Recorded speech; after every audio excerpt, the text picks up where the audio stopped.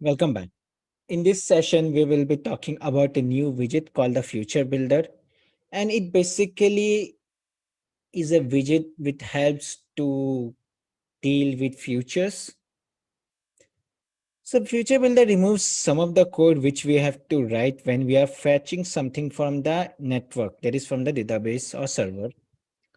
Let's say you want to fetch data from database on launch of the application and show a loader spinner till data comes.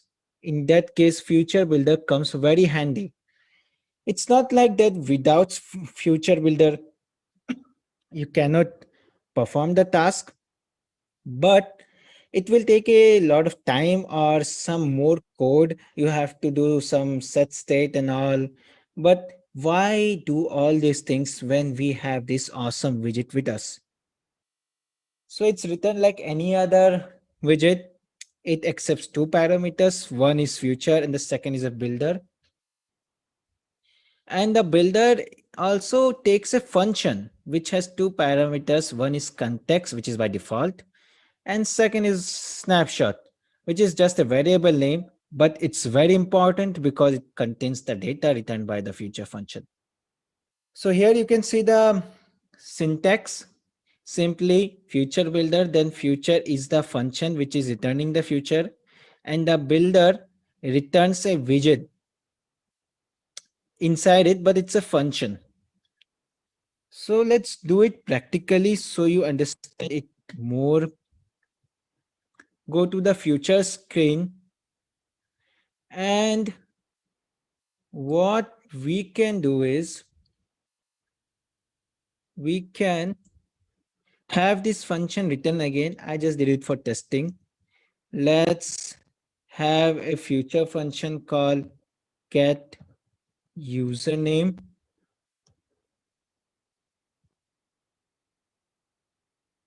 and it will be asking because it's a future.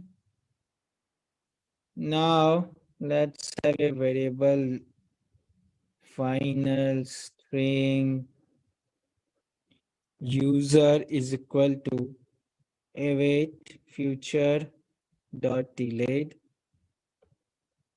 Let's have a duration of 2 seconds,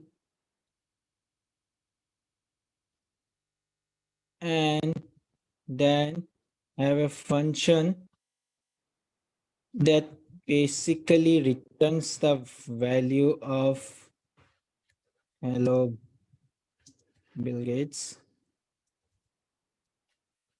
It returns the value to the user variable, and then we return this user. Now it's a future which is returning a string value. Now this future has been written. We have to show it in our body. I will just remove everything and have a future builder with us.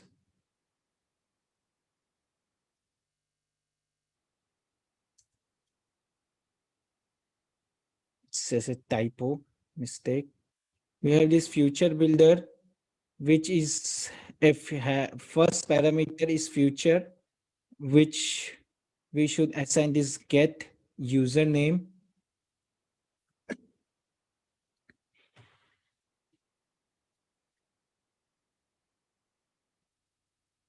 And the second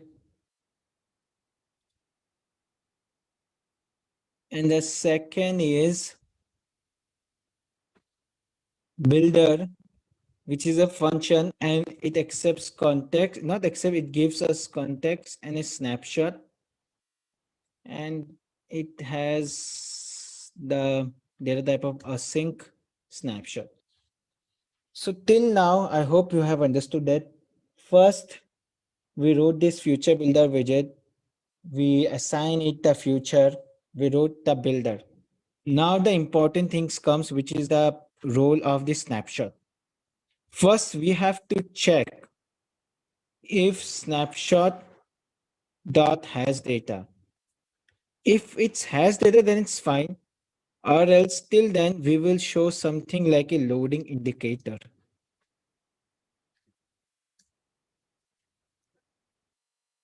we will simply write circular progress indicator. So this will execute till the time, that is this 2 second, first 2 second. It, so till that time, definitely we have to show something to the screen, and we will be using this widget called circular progress indicator. Now suppose we have data, then we will simply return a center widget, and in the child we will have a text widget. We will output the data which is inside the snapshot variable, that is snapshot.data. That's it. Let's try it out on our own. Restart. Sorry, in the main we have to assign this future screen.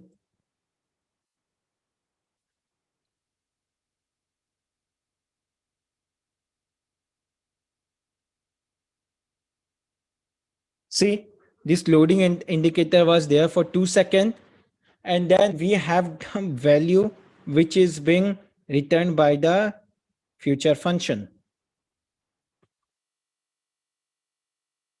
So I hope you have understood the future builder. Most importantly, you have to understand this snapshot thing, because this is the thing which we will use to manipulate our widgets. That is, first of all, show a loading indicator, and then show or output the data. That's it. So yeah, you can see the code here again. The next widget is a stream builder widget. Stream builder works same as a future builder. Only difference it continuously listens to the changes made and updates the UI accordingly without having to refresh or rebuild the screen. Now stream builder also takes the two parameters, that is stream and a builder. Now also builder takes a function which has two parameters, context same as by default, and snapshot is just a variable which contains the data. Let's try it out again. Go to the stream screen. Earlier we created a dummy future. Now we will create a dummy stream. Stream my stream. Then it will not be async, it will be async asterisk, because since it's a stream. In future, we have this async keyword that is assigned if it's a future. But when it's a stream, we have to write async asterisk. That's it. Now here I will simply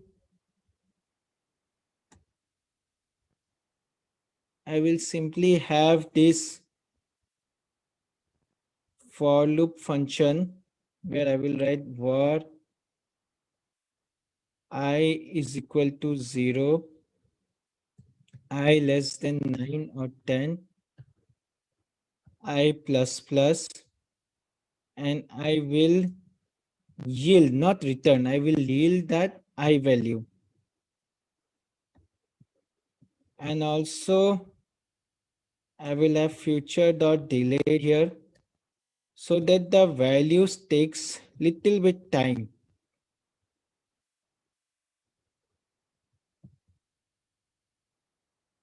Our function is written properly. It is what? It's saying that for I should go from 1 to 9, and the value should be inserted in the stream one by one, that is 1, 2, 3. It should just flow through the stream. That's it.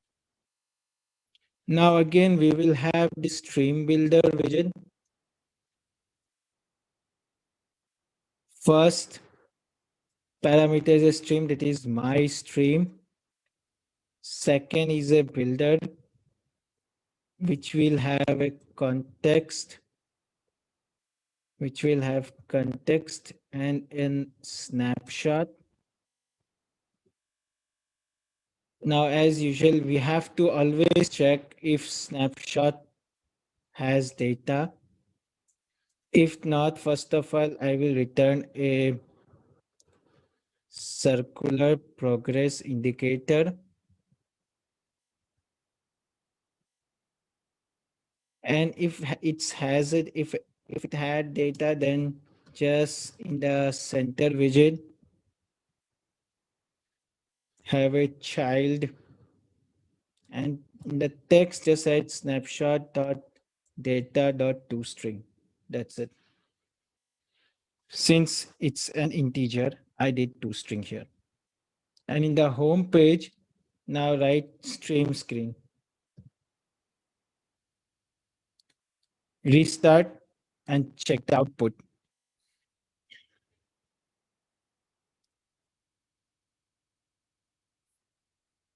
See, 1, 2, 3. We are not doing anything. We are not refreshing the page.